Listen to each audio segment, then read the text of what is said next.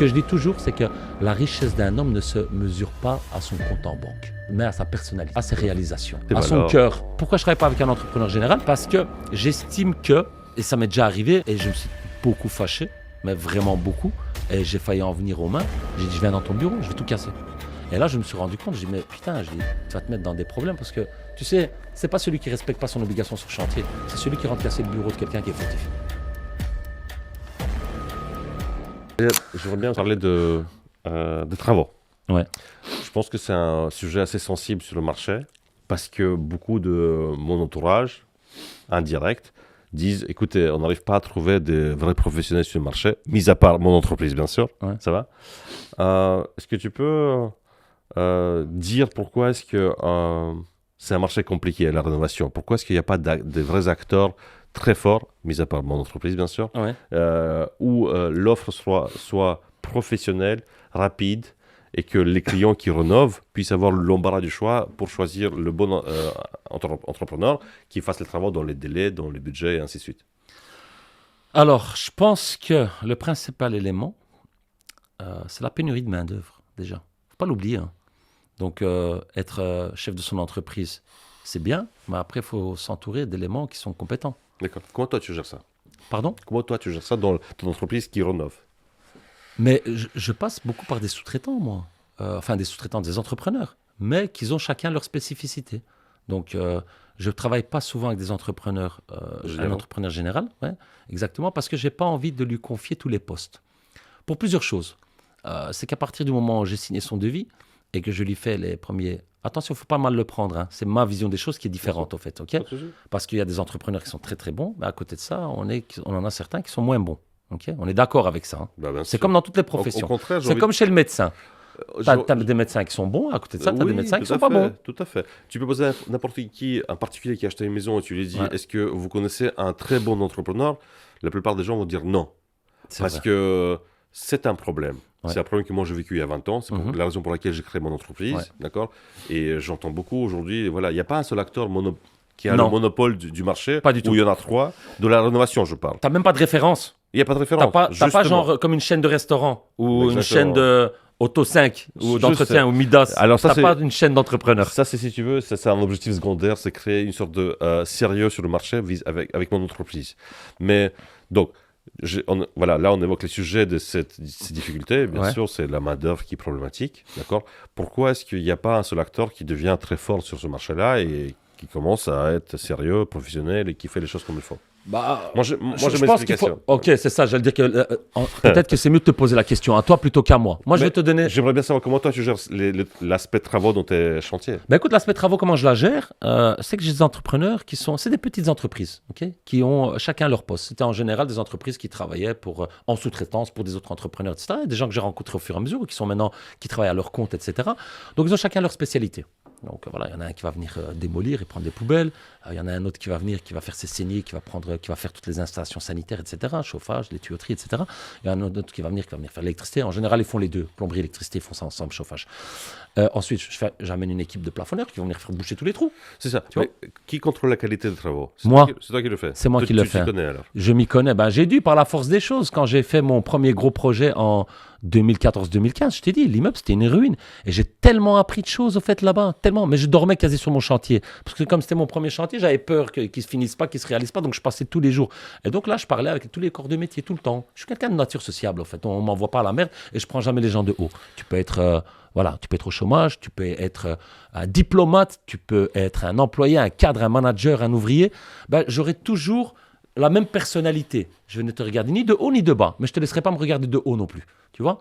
Donc voilà, pour moi, un être humain, ça reste un être humain. Peu importe ton degré de réussite ou de richesse. Ce que je dis toujours, c'est que la richesse d'un homme ne se mesure pas à son compte en banque, mais à sa personnalité, à ses réalisations, à son cœur, éventuellement. Tu vois? Oui, tout à fait. Et du coup, donc, avec ces ouvriers, j'ai beaucoup appris. Tu vois, des fois, j'allais même luncher avec eux. Je prenais un midi, je disais, les gars, aujourd'hui, c'est moi qui ai pris les sandwichs, etc. Donc, je me renseignais, j'apprenais, je me nourrissais d'informations. Donc, j'ai beaucoup appris. Et puis, au fur et à mesure des chantiers, j'ai continué d'apprendre. Et aujourd'hui, voilà, c'est moi qui coordonne, qui vérifie la bonne mise en œuvre, etc. J'ai suffisamment de compétences. Il y a des trucs très techniques que je ne connais pas, mais refaire un truc simple, Il n'y a aucun souci. D'accord. Donc, je gère ça avec des corps de métier séparés jusqu'à l'échéance des travaux, puis je le mets en commercialisation. Pourquoi je ne travaille pas avec un entrepreneur général? Parce que j'estime que, et ça m'est déjà arrivé, et je me suis beaucoup fâché, mais vraiment beaucoup, et j'ai failli en venir aux mains, et je me suis dit, putain, tu ne dois pas t'emporter à ce point. C'est un entrepreneur général qui devait me faire des travaux dans un immeuble, qui à un moment donné est parti du chantier, pendant 6 semaines, il n'est pas venu. Et je l'ai eu au téléphone, j'ai crié tous les noms, j'ai insulté, j'ai vu rouge, j'ai dit, je viens dans ton bureau, je vais tout casser. Tu vois? Et là, je me suis rendu compte, je dis, mais putain, je dis, tu vas te mettre dans des problèmes parce que, tu sais, c'est pas celui qui respecte pas son obligation sur chantier, c'est celui qui rentre casser le bureau de quelqu'un qui est fautif. Bien sûr. Tu vois? Bien sûr. Du coup, j'ai essayé de me calmer, je me suis dit, voilà, c'est fini, je travaille plus avec un entrepreneur général. C'est rare, enfin, c'est rare, non, c'est des choses qui peuvent arriver. Je dis pas que ça arrive tout le temps, je dis pas que ça arrive jamais, c'est des choses qui arrivent. Donc, je me suis dit, je me laisserai plus prendre en otage parce que j'avais versé des montants conséquents. Donc, il a l'argent, il a la trésorerie, même si je ne lui viens plus. Bah, admettons que j'ai versé 10 000 euros, mais il a travaillé que pour 4 000, je perds 6 000, tu es d'accord? Bien sûr. Mais donc, toi, aujourd'hui, tu es professionnel du métier, Ouais. parce que tu sais, tu connais les corps de métier de 1, tu sais comment contrôler la qualité des travaux de Ouais. 2, et tu es professionnel de métier de l'immobilier, c'est tout à fait Exactement. normal. Et la conclusion que tu tires, c'est de ne pas travailler avec les entreprises générales, par contre, de travailler avec les spécialistes. Mais alors, ta compétence, elle est super importante aussi pour contrôler que le chantier, le travail était bien fait. Exactement. Comment va faire le particulier qui s'y Ah connaît ben non, absolument pas? ah ben non, pour en revenir à ça maintenant. Tu m'as demandé comment je fonctionne moi. Tout à Je fait. t'ai expliqué comment je fonctionne moi. Oui. Et surtout, c'est qu'en travaillant avec des corps de métier séparés, n'oublie pas une chose, je vais optimiser mes coûts. Je suis un professionnel, donc je vais chercher à optimiser les postes sur lesquels je fais des interventions. Tu vois. Bien sûr. Entrepreneur général, tu as entrepreneur général qui est sur chantier et tu as entrepreneur général qui roule en voiture de luxe. Tu as compris ce que je veux dire. Donc, le particulier, malheureusement, il n'aura pas l'occasion de faire ça. C'est pas possible. Tu sais pourquoi? Parce que souvent, le particulier, il travaille.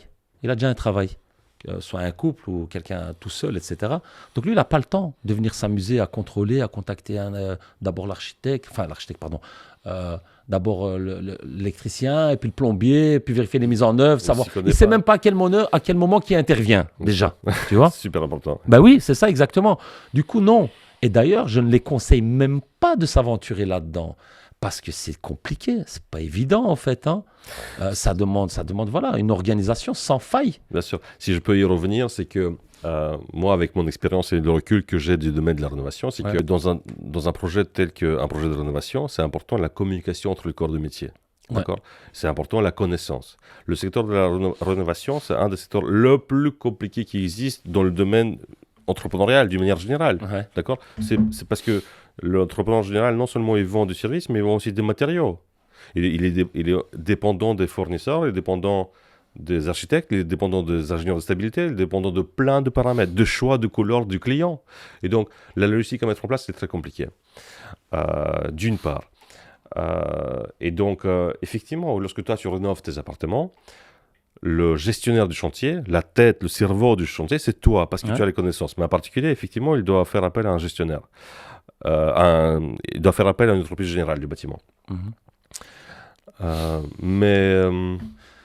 Et je trouve aussi, c'est que tu vois, soit le particulier, il va faire ton travail, à savoir plonger dans les devis, comprendre un peu le mécanisme technique et ainsi de suite, il peut faire ça, alors il fait ton travail à toi, soit il est obligé de faire appel à une entreprise générale qui peut coordonner ce travail-là entre les différents corps de métier, et la communication, elle est primordiale. Pourquoi? Parce que c'est là qu'il y a la connaissance. Quand l'électricien met le blocher dans le mur, il va savoir à quelle profondeur il met le blocher. Parce que c'est en fonction du niveau de plafonnage qui va plus loin. Et le niveau de plafonnage, c'est en fonction de la planité du mur, en fonction de l'angle droit où se joint la cuisine, parce que là, il doit y avoir un angle droit. Donc, ce sont des choses qui sont compliquées, d'où la nécessité de faire appel à une entreprise générale qui coordonne toutes ces choses-là. Donc, une remarque d'une manière générale, j'entends beaucoup de critiques dans le monde YouTube et Internet et tout ce que tu veux par rapport à comment les entrepreneurs sont mauvais, comment ils travaillent mal, comment ils ne respectent pas les délais et ainsi de suite.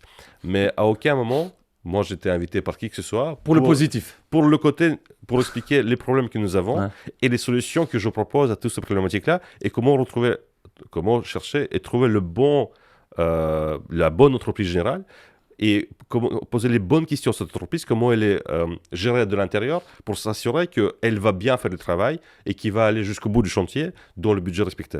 Et donc, personne va faire appel à une entreprise pour savoir qu'est-ce qui se passe avec ce domaine-là. Pourquoi il n'y a pas un seul acteur important et qui délivre de la qualité. Et moi, je suis là pour celui qui veut faire venir moi pour témoigner par rapport à comment ça doit être géré. Je suis disponible d'ailleurs et je peux en parler pendant des heures. Mais tu sais, Stan, ce qui se passe, c'est qu'aujourd'hui, comme dans beaucoup de domaines, mais ce domaine-là est particulièrement cité et visé parce qu'il y a eu des dérapages, des abus de la part de certains entrepreneurs qui étaient malhonnêtes. Tu vois? Donc aujourd'hui, quand on parle travaux, entreprises, entrepreneurs, malheureusement, tu as cette étiquette qui reste là. Elle est imprimée. Attention aux entrepreneurs, ils risquent de prendre votre argent et disparaître avec. Pourquoi? Parce que c'est toujours la même chose. Quand dans un secteur, il y a certaines pommes pourries, on aura plus des échos des pommes pourries que des gens honnêtes qui travaillent et qui le font correctement. Du coup, il y a eu cette peur qui a été instaurée sur le marché. Hein. C'est comme avec les marchands automobiles il y a 15-20 ans. Aujourd'hui, ils ont de nouveau une réputation. Les gens, les particuliers, veulent plus aller acheter chez des marchands automobiles aujourd'hui qu'il y a 20 ans, 25 ans. Il y a 20-25 ans, ils avaient tellement mauvaise presse que personne ne voulait acheter une voiture chez un marchand automobile. Ah, ils disaient, c'est qui vend? C'est un marchand. Ah, c'est une voiture trafiquée. On ne veut pas l'acheter. Okay. Aujourd'hui, les choses ont changé.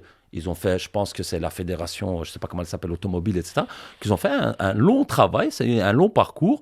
Mais aujourd'hui, la plupart des particuliers, même moi d'ailleurs, je préfère aller acheter chez un marchand que chez un particulier directement pour sa voiture. Parce que je me dis, c'est un professionnel, hop, il a son garage, il va me donner une garantie de 6 mois sur le véhicule, etc. Je me sens rassuré. Je crois qu'il y a au sein de la CSTC, ça s'appelle encore de la CSTC, la Fédération de Construction, non, c'est terminé, ça a changé? Non, la confédération, c'est MBuild. MBuild, le CSTC, c'est Buildwise. Voilà. Et je pense qu'il faudrait, au sein de la fédération, créer un label de qualité peut-être pour les entrepreneurs. Un label de qualité auquel, à partir du moment où tu as ce label qui est délivré sur base de beaucoup de critères, sur base de la solidité de ton entreprise, la fiabilité, ton parcours professionnel, tes qualités, tes possibilités, etc., de manière à pouvoir rassurer et se dire, OK, je vais aller sur ce site-là, je sais qu'ils sont tous sous ce label de qualité, comme une fédération qui regroupe certains entrepreneurs auprès duquel on peut avoir une certaine assurance en disant, OK, je peux contracter avec lui et je sais que je ne me ferai ni avoir, qui va être sérieux, qui va venir achever mon projet, et à qui je pourrais faire confiance. C'est ça. En fait, c'est quand on perd la confiance que les choses se dégradent. Voilà. Et pour le moment, il y a une perte sur ces 4-5 dernières années. C'est très simple. C'est le milieu de la construction des entrepreneurs où il y a le plus de faillites. Et des faillites, souvent, comment on appelle ça? Des faillites frauduleuses. Ou alors, il n'y a pas d'actifs, il n'y a rien du tout. Je pense que c'est une réputation, en fait. Pour réussir dans le marché de la rénovation, il faut beaucoup de compétences. Aussi bien techniques. Ouais. Remarque, à chaque fois, on ne parle pas jamais de la technique. On parle du principe que les personnes qui travaillent sur le marché de la rénovation, techniquement, ils sont solides. On parle de la gestion du projet. Ouais. À savoir qu'il faut bien jongler entre l'électricien, le plombier, le plafonneur, le menuisier et ainsi de suite. Bien sûr. Bien gérer tout ça. La coordination des...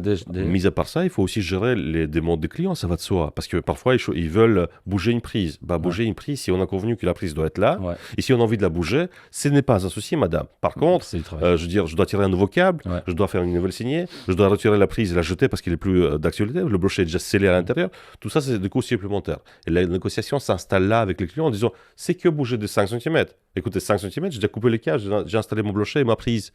Si vous voulez que je fasse les choses correctement, je dois tirer un nouveau câble jusqu'au tableau. Donc, la formation du client, elle est super importante pour expliquer c'est quoi un chantier. C'est pas une feuille de papier sur laquelle on dessine et si jamais on a envie d'effacer, on efface. Ouais. C'est pas un SketchUp, c'est pas de l'Adobe. C'est un travail qui est à fournir derrière. Et à partir du moment, c'est vrai qu'il y a beaucoup d'improfessionnalisme sur le marché, c'est vrai. Parce que par exemple, nous, on démarre un projet que si le plan électrique a été signé par le client. Si jamais après il veut bouger une prise, pas de souci, on le fait bouger. Par contre, s'il dit, écoutez, vous savez quoi, j'ai envie de rajouter encore une prise là et là, monsieur, pas de souci, c'est avec un supplément parce qu'il y a ça en plus. Autre chose aussi, c'est le manque de formation sur le marché. Pourquoi? Parce que, tu sais, je peux rénover un mur juste en le peignant. Mais je peux aussi faire de la qualité F3, ce qu'on appelle. Je peux faire un triple enduisage, triple ponçage et le peindre 3 fois. Et le prix va être multiplié par 10. Mais la qualité va être magnifique, tu vois. Donc, on peut pas... C'est pas un produit de commodité. C'est un produit sur mesure, en fonction des besoins de chacun. On peut acheter un pull à 5 €, on peut acheter un pull à 50 €, mais on peut acheter aussi un pull à 500 €. Et ça, le client doit comprendre que s'il prend un devis, il le compare. Écoutez, Bibi, vous êtes plus cher de 3%, d'accord? Mais regardez un peu ce qui se cache derrière. C'est du sur-mesure que je donne. Ouais. Combien de fois j'enduis, avec quelle peinture je peins. Donc il y a beaucoup de paramètres à en tenir compte. Donc la difficulté sur le marché est la confiance, mais la confiance s'installe avec l'apprentissage des difficultés et de la valeur technique qu'on met sur place. Et un chantier n'est pas un autre. Une entreprise qui travaille d'une certaine manière, l'autre va travailler d'une autre manière tout à fait différente. Tu prends le système de chauffage, je peux tirer des radiateurs en série, ou bien je peux mettre des collecteurs. C'est x3 le prix. Ouais. x3 le prix, par exemple. Et voilà, c'est un truc. Non, Donc la formation, je sais comment ça fonctionne. c'est ça. Et je pense que souvent, ça c'est mon reproche vis-à-vis du marché des clients, c'est se lancer sur ce marché-là avec un budget de 100 000 ou 200 000 euros en se disant, écoutez, chauffage, c'est du chauffage, on doit y aller, go, on y va. Mais en fait, il faut vraiment creuser plus à l'intérieur par rapport à ce qui se passe, par rapport à l'offre que le fournisseur a proposée, étudier l'offre. Mais éventuellement, dans des budgets de 100 000, 150, je recommande vivement aux clients de prendre un architecte qui va faire le juge entre ce qui est juste par rapport au budget et par rapport au chantier. Et le client, dans ce cas-là, doit écouter l'architecte. Donc, c'est important de prendre l'architecte qui va faire le juge par rapport au chantier. Effectivement, il va servir de médiateur, et les informations, et puis peut-être même les aider à comprendre les devis. Parce que, effectivement, dans une rénovation, quand on passe par un entrepreneur général, je suis particulier, je reçois des devis, la moitié du truc, je ne le comprends pas. Une fois que c'est des détails techniques, le particulier ne comprend pas. Qu'est-ce qu'il sait, lui, comme tu dis, en série ou un collecteur? Tu le trouves dans le collecteur dans la maison, il va te dire, je ne sais pas ce que c'est. Tu es d'accord? La formation des clients, elle est absente. Ouais. Et c'est tout à fait normal quelque part parce que ce n'est pas leur métier. Bien sûr, ils sont pas leur métier. C'est comme il y a des domaines dans lesquels nous, on ne s'y connaît pas. Exactement, c'est ça. Demain, tu vas demander à un informaticien de te faire un logiciel. Tu vas avoir 3 devis. Il va te mettre codage en Python, codage en absolument rien. Mais tu connais pas. Tu ne sais pas comparer quelque chose que tu connais pas. C'est pour ça qu'il faut s'accompagner, s'entourer des gens qui s'y comprennent, payer ce qu'il faut. Et moi, je conseille à tous ces gens-là de prendre un architecte, payer les 2, 3, 4, 5 000 euros que ça coûte. C'est une bonne idée pour le suivi de chantier. Il se décharge d'une responsabilité. C'est même pas ça. D'expérience, je sais que l'architecte va faire économiser au chantier presque 10 000 euros. Ouais. On va payer 3, 4 000 euros, mais il va faire économiser 10 000. Donc, c'est un win. De toute façon. Et c'est plus facile pour l'entrepreneur à jongler avec ça. Ouais. Moi, je prends des architectes, ils me sortent les plans, ils me sortent le permis. Et quand il faut faire le suivi de chantier, je dis, j'ai plus besoin de toi. Tu peux faire ça si tu veux. Non, mais c'est parce que je les garde. Toi, tu t'y connais. Je les garde pour tout ce qui est stabilité. Bien sûr, exemple, toi, tu connais. Tu peux vérifier la qualité de tes entrepreneurs, tu vois. Mais en particulier, ils ne connaissent pas. Non, tout à fait. Moi, j'ai envie que tu parles des affaires qui ont été ratées. Ratées? C'est-à-dire, tu l'as acheté pour X, tu as mis Y. Tu as vendu pour Z. X plus Y était plus grand que Z. J'ai jamais perdu d'argent.